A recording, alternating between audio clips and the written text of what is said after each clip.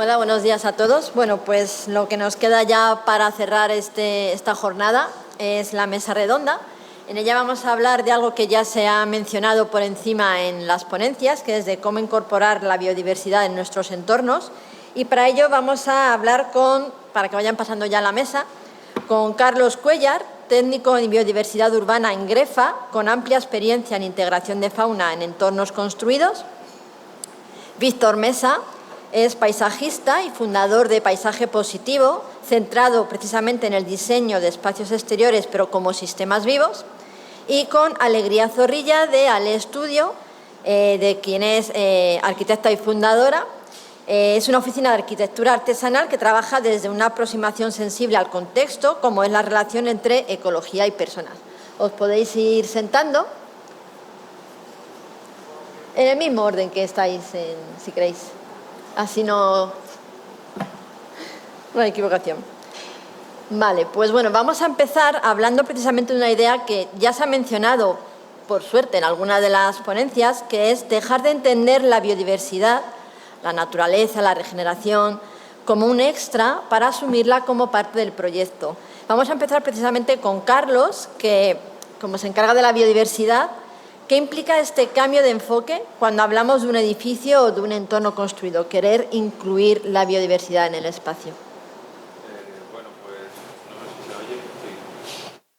Sí. En primer lugar, gracias por invitarnos a participar, porque es una oportunidad también de estar delante de tanta gente de la cual dependen esos diseños y esos materiales que se emplean en proyectos pues, de un nivel bastante elevado, ¿no?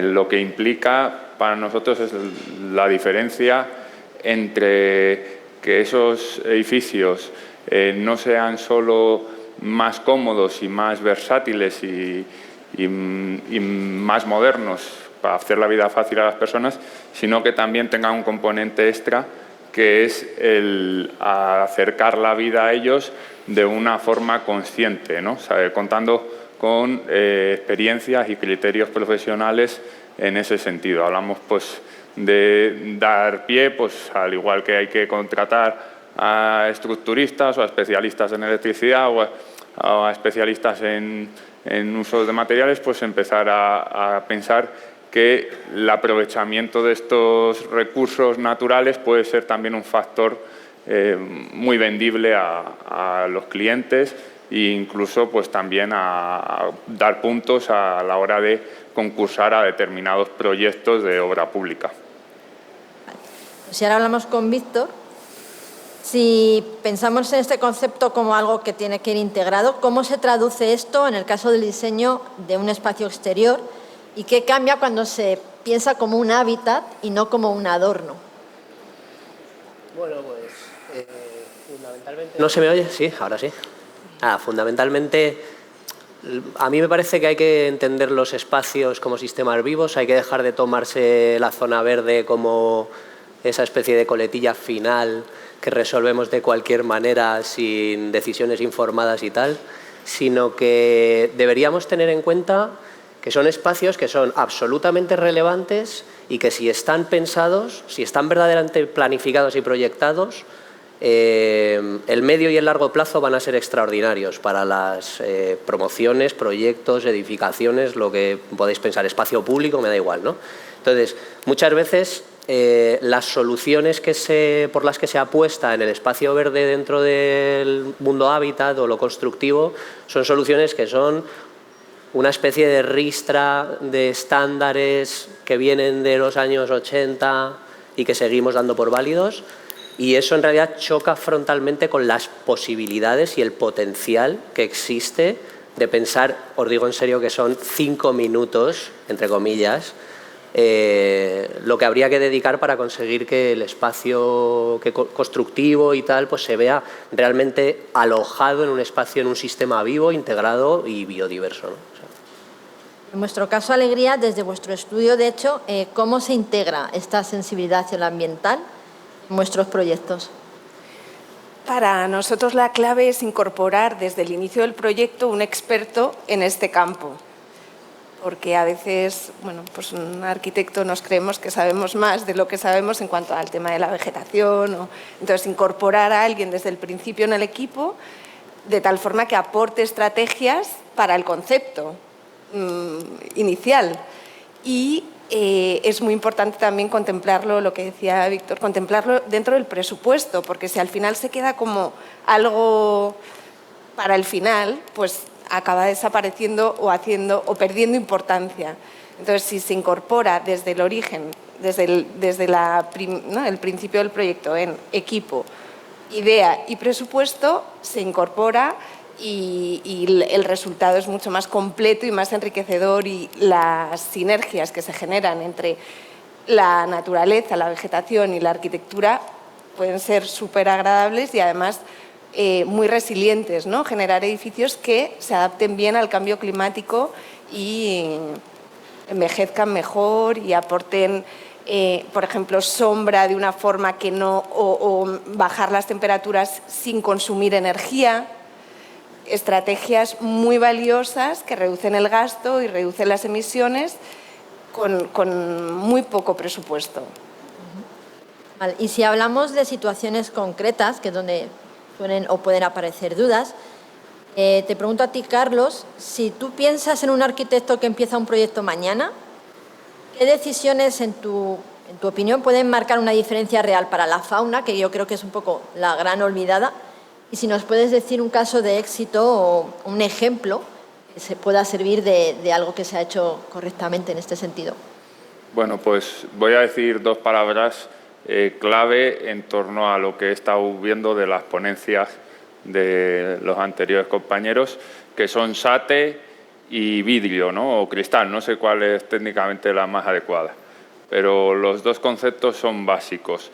Con el SATE estamos consiguiendo un nivel de confortabilidad que está mejorando mucho la calidad de vida de la gente, pero indirectamente esa adaptación al cambio climático, es lo que está afectando muy gravemente a muchísimas especies de fauna protegida imprescindibles para el correcto desarrollo de nuestras vidas. Hablamos de especies insectívoras como vencejos, murciélagos, gorriones, etcétera, que hay bastantes datos de su estado de regresión de poblaciones y que estos animales lo que están haciendo es alimentarse de aquellos mosquitos, vectores de enfermedades infecciosas, que no solo afectan a nuestra salud, sino también a actividades productivas esenciales también para la construcción, por ejemplo, el sector forestal, ¿no?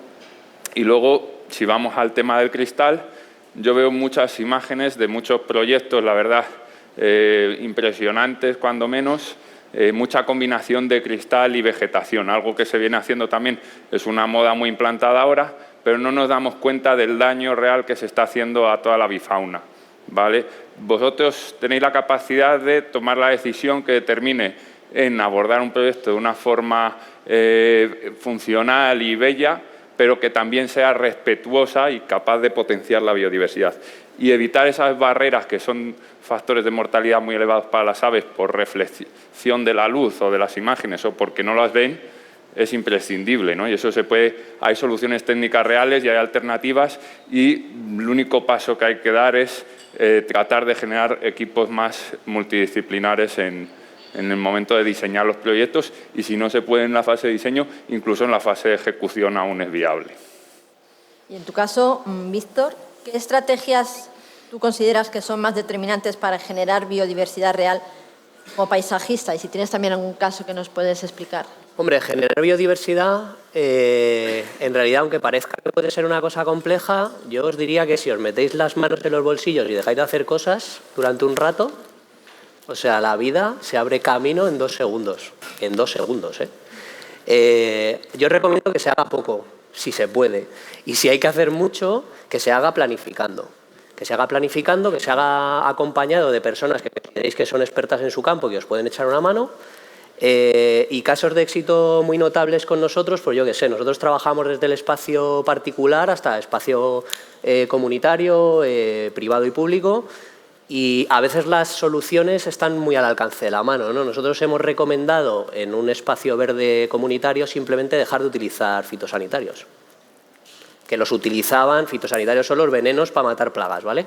Entonces, los utilizaban de manera sistemática sin tener un problema que fuese acuciante, digamos, en el espacio, ¿no? No, esto es lo que se hace, esto es una tarea más del año. Igual que siego el césped, he hecho un fitosanitario, he hecho lo que tenga que echar, ¿no? Claro, no aparece ningún insecto, ningún polinizador ni ningún ser vivo allí, ¿para qué va a estar allí, no? Si le vamos a envenenar. Eso por un lado, es muy fácil remodelar los sistemas de mantenimiento de las zonas verdes de los espacios. Y luego hay otro caso que a mí me gusta mucho, que es un caso de despavimentación. Llegamos a una zona, una casa privada que tenía un jardín bastante grande y era heredado y era un espacio que estaba totalmente sellado, ¿no? Entonces, pues nada, coges una Hilti, te pones a picar y abres el espacio y se acabó. O sea, no son soluciones complejas, ¿no? Allí donde se pueda. Si estamos en una fase de proyecto y de planificación, pues qué mejor que dejar de tomar decisiones sobre pavimentos que son impermeables, pavimentos duros, con unas cimentaciones brutales y utilizar un montonaco de materiales que yo he visto en estas ponencias, que conocéis muchos y que sabéis muchas cosas muy guapas. Utilizar materiales que dejen que el agua vuelva, digamos, a su lugar, ¿no? Eso, de alguna manera, si generamos fisuras y espacios, cavidades, lugares donde la vida pueda abrirse camino, pues será bastante útil. O hacer una selección botánica de primera categoría. Si elegimos bien las plantas, ya os digo que la biodiversidad aparece inmediatamente. Y en tu caso, Alegría, ¿cómo se traduce todo esto en un proyecto? Sin que se convierta precisamente en algo que es forzado, ¿no? Que tiene que estar ahí porque sí, sino que se integra de forma natural. ¿Nos puedes hablar de algún proyecto vuestro donde lo hayáis hecho? Sí, pues en la Escuela Infantil del Liceo Francés de Madrid tuvimos la suerte de que había muchísimos espacios exteriores libres y pudimos dedicar algunos a huertos, por ejemplo, que tenían una finalidad sobre todo didáctica, pero que además enriquecían la fauna y la flora del espacio exterior. Nosotros intentamos, en este caso, generar una conexión muy directa entre el espacio interior y exterior para facilitar a los docentes la relación de los chavales, de los peques, con la naturaleza y poco a poco todo ese mundo vegetal, lo que dice Víctor, pues de forma natural ha ido creciendo y enriqueciéndose, y para mí la piedra angular en este tema, que lo han hablado creo que en la conferencia de Ortiz y León, es el tema del mantenimiento, que grandes organizaciones sí que tienen esa capacidad, pero hay otras promociones más pequeñas o que tienen menos capacidad, y el mantenimiento, pues creo que la clave es contar otra vez con un experto que sepa asesorar sobre pues especies que no necesitan tanto mantenimiento o cómo hacerlo, porque al final nosotros en algunos proyectos incorporamos zonas vegetales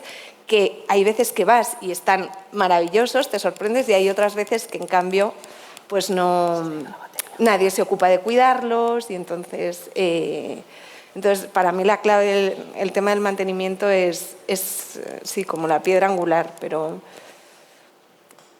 nada. Y en vuestra experiencia, así en general, ¿qué es lo que hace que una estrategia de biodiversidad o su aplicación funcione de verdad, pero que no se quede como algo simbólico o algo puntual? ¿Contesto? No sé si funciona. ¿Sí? Sí, para los tres es un poco una pincelada. ¿Os importa? ¿Contesto? Sí. Sí, nada. ¿Qué hace que funcione? Pues que se hagan los números bien. O sea, charlar y tener reuniones y tomar cafés y hablar sobre lo bonito que sería que el jardín estuviese lleno de mariposas y que nuestro techo esté plagado de flores hermosas y no sé qué, pues eso está bien. Pero a mí me pasa muchas veces que cuando conecto con un cliente potencial, lo que le apetece es saber, vale, pero ¿puedo pagarlo esto o no? O sea, ¿es viable económicamente o no? Tenemos posibilidades, porque todo lo demás en realidad son brindis un poco al sol, ¿no? Entonces, si somos capaces de hacer unos números realistas, tanto de la consultoría, la proyección, las decisiones un poco iniciales, como de la aplicación real, porque a mí me pasa a veces que me encuentro con gente que tiene unas ideas maravillosas, pero que en realidad jamás ha pasado eso a un Excel real, ¿no? Como de aplicación directa con proveedores verdaderos, que no sean monigotes de ficción, ¿no? Que digas, oye, pues que esto es verdad, esto lo vamos a poder hacer. Yo creo que eso, y una voluntad sobre todo, y la comprensión de que la biodiversidad no es un juego, o sea, no es una cosa, digamos, menor. ¿no? Parece una movida como, bueno, los hippies abrazar árboles y tal, con sus historietas estas de que haya lagartijas subiendo por las paredes y tal. Pero no se trata de eso, se trata de que formamos parte de un sistema que está absolutamente interconectado y que es dependiente de la biodiversidad. Los riesgos asociados a la pérdida de biodiversidad son absolutamente enormes y para el sector hábitat bastante grandes, en realidad. O sea, que creo que un poco voluntad y presupuesto y claridad sería una de las buenas decisiones que se tendrían que tomar.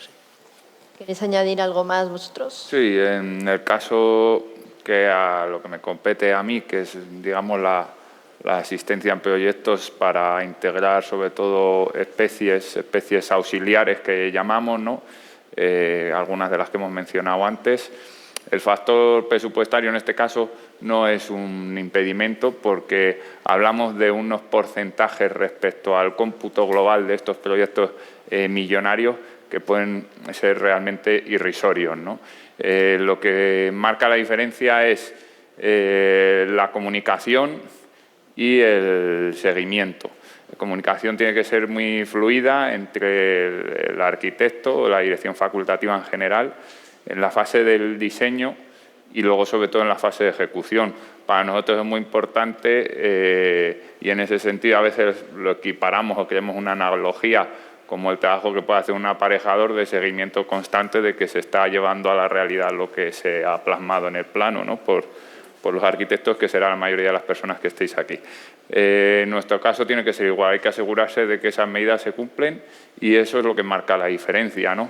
Que también sean funcionales, sobre todo que sean seguras, que sean estéticas y que se adapten a las características y materiales del edificio. Por eso, la versatilidad que tienen estas medidas hacen que sean económicas, porque no requieren generar grandes parafernalias ni soluciones raras que sabemos de entrada que a los arquitectos no les va a gustar, ¿no? La alteración de un diseño original. Entonces, lo que hay que generar pues, es ese puente de comunicación que permita, pues, con nuestros conocimientos y sus facultades, pues generar la solución óptima para que el día de mañana ese edificio, aparte de tener un uso residencial o terciario, como habéis dicho, o industrial, pues tenga un conjunto de especies que generan una actividad constante de proteger nuestra salud y, bueno, pues se ha visto incluso muchos estudios que hablan de los beneficios ya que genera el vivir en un entorno rodeado de un gran número de especies, ya no solo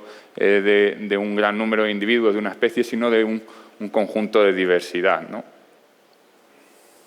¿Algo que añadir, Alegría? No, gracias. Pues justo la viabilidad, que era lo que mencionabas tú, es la siguiente pregunta, porque es una cuestión obviamente clave para muchos estudios en cuanto a económicamente, de tiempo, de recursos.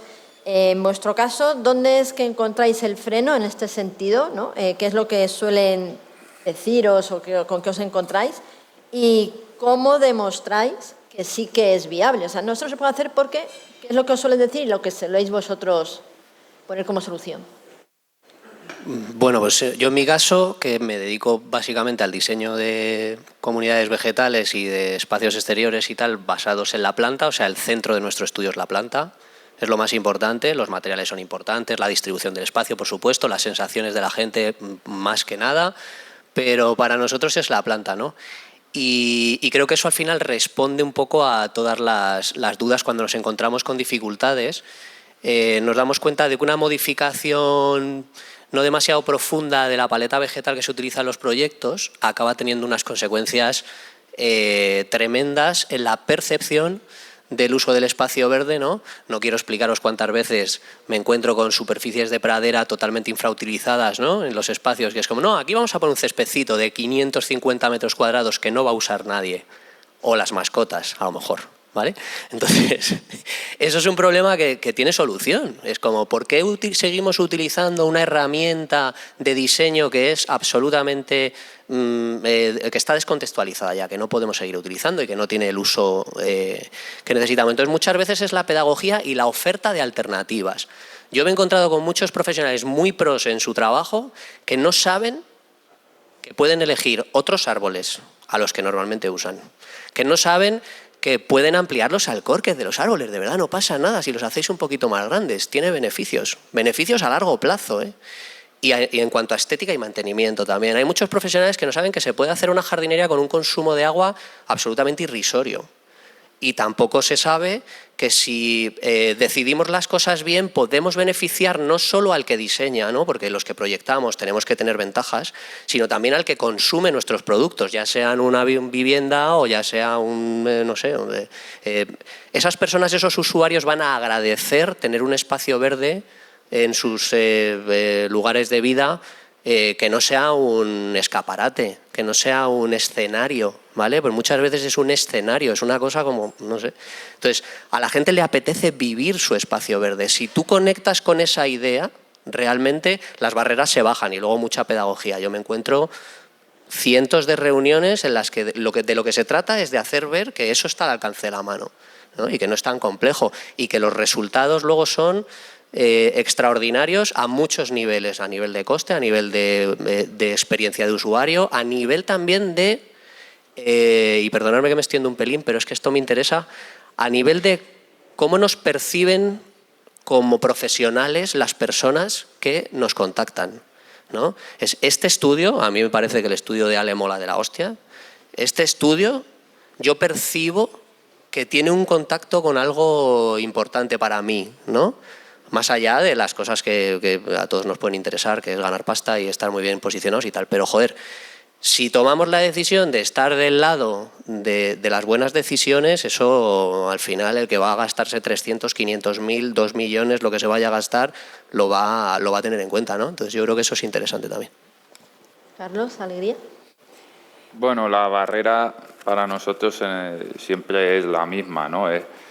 Primero, un rechazo, ¿no? Pensar en aves o en fauna silvestre y entenderlo como que puede ser una amenaza o un problema para el usuario final de ese edificio, cuando en realidad pues son percepciones, ¿no? Es como decir, las especies están protegidas por algo, no se protegen por capricho, porque sean bonitas o porque nada, sino se protegen porque redundan en beneficios directos en la economía, en la actividad diaria de las personas, en generar nuevas actividades productivas y económicas. Entonces, ese rechazo, bueno, debe ser compensado, ¿no?, con saber que, al igual que hemos visto toda esta evolución y desarrollo en el uso de los materiales, ¿no? Nosotros trabajamos mucho en rehabilitaciones de edificios muy antiguos, hablamos de edificios de hace 800, 900 años, y es mucho más fácil trabajar ahí cuando tiene un grado de protección extremo, como bien de interés cultural, etcétera, que trabajar en algo nuevo, ¿no?, que se está creando con las ideas y con el conocimiento que hay ahora, no con el conocimiento que había hace 900 años. Entonces, ¿realmente por qué? Bueno, por las barreras que se imponen las personas ante algo desconocido. ¿Cómo se pueden romper esas barreras? Bueno, tendiendo lazos, también como lo que ha organizado aquí hoy Nan, que pues da posibilidades, ¿no?, de quizás a lo mejor de algunos de vosotros hoy vayáis con una idea de que la fauna puede reportarnos un beneficio directo a nuestro proyecto o a vuestro proyecto y a largo plazo a los usuarios del resultado de ese trabajo. Y ya para terminar, la alegría.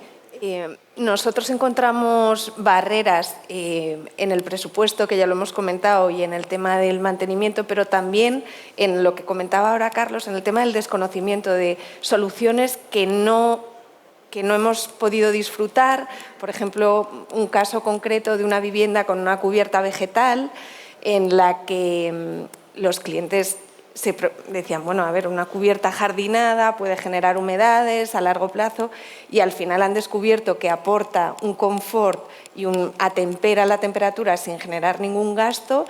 El gasto inicial fue impermeabilizar, pero que lo haces una vez cada 15 años, y ahora disfrutan de una casa en la que consumen poquísima energía y han conseguido que sea como, ¿no?, esa temperatura de las bodegas, como que es una vivienda súper confortable.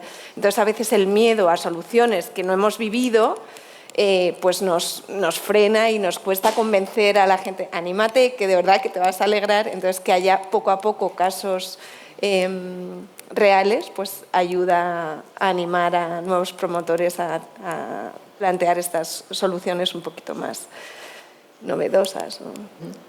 Perfecto, bueno, pues muchas gracias por compartir vuestras experiencias y el Gracias a conocimiento. vosotros. Espero que os haya interesado y os haya gustado la mesa y bueno, pues ya damos paso ahora sí al cierre definitivo de espacio. Gracias.